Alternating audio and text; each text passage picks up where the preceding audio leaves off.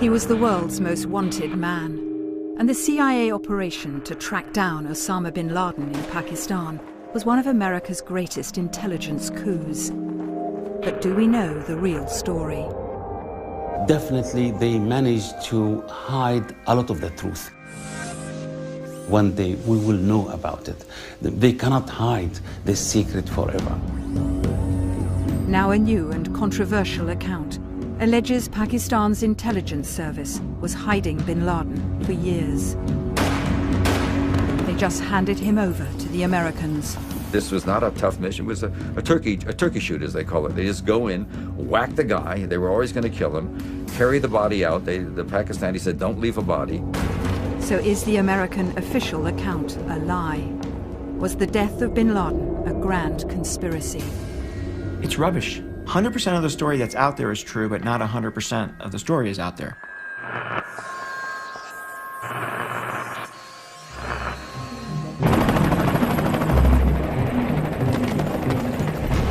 Operation Neptune Spear. US Navy SEALs fly under cover of darkness into the heart of Pakistan to get the man they hope is bin Laden. This was a covert action, so it was a CIA operation. The deputy CIA director was at the heart of the White House team that night. Michael Morell's given us his inside account. The SEALs on the ground said Geronimo, EKIA, which Geronimo was the call sign for we think we got bin Laden. Tonight, I can report to the American people and to the world that the United States has conducted an operation that killed Osama bin Laden, the leader of Al-Qaeda.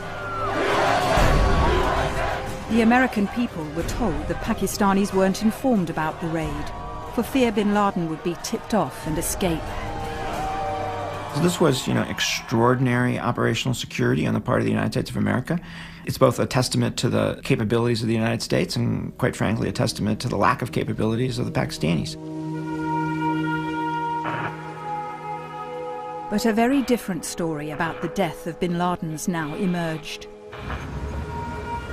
From a veteran investigative journalist whose scoops have embarrassed administrations in Washington before. Seymour Hersh says the whole US raid was staged. Pakistani intelligence was holding bin Laden and just gave him up. If you want to believe that can go in and out and evade any radar, you're in fairyland. You're in Lewis Carroll land, Alice in Wonderland, whatever. The only reason they could even plan the mission with as little force as they had is they knew there would be no opposition. The official American account of the death of bin Laden is a fiction, according to Mr. Hersh. But the problem is, his version's largely based on information from a mystery man he doesn't identify.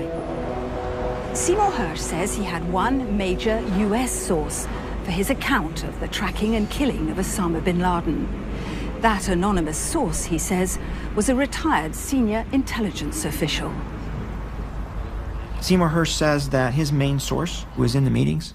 This person was never in any of the meetings that I was in, because the meetings I were in were completely different than the Seymour Hersh story.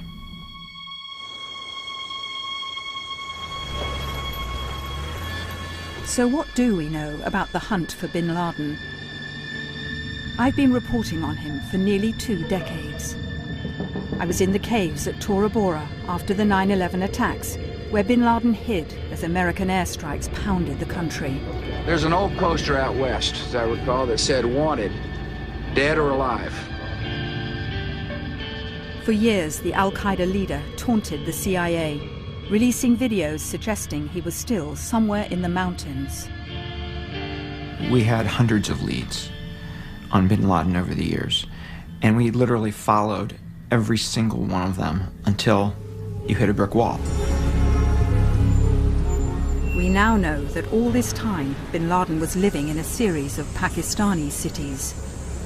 At one point, he was in a car pulled over for speeding, but he'd shaved off his beard and escaped detection. His youngest wife gave birth twice in a Pakistani clinic. Doctors were told she was deaf and dumb.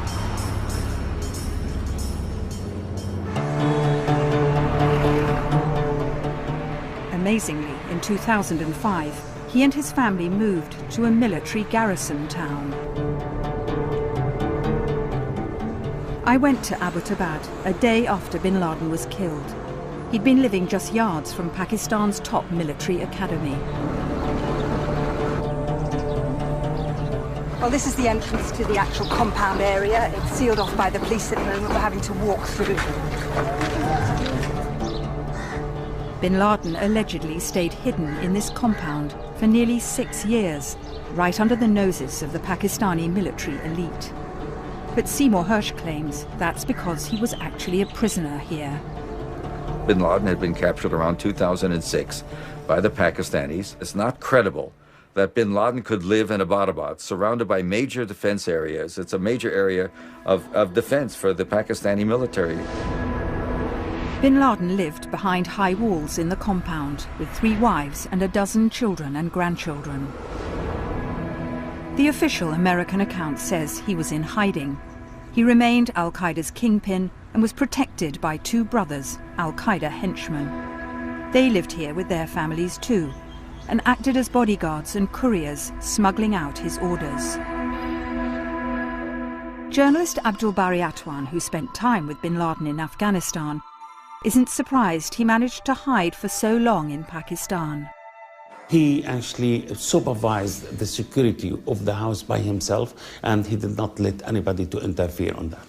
He never used satellite telephone. He never used smartphones.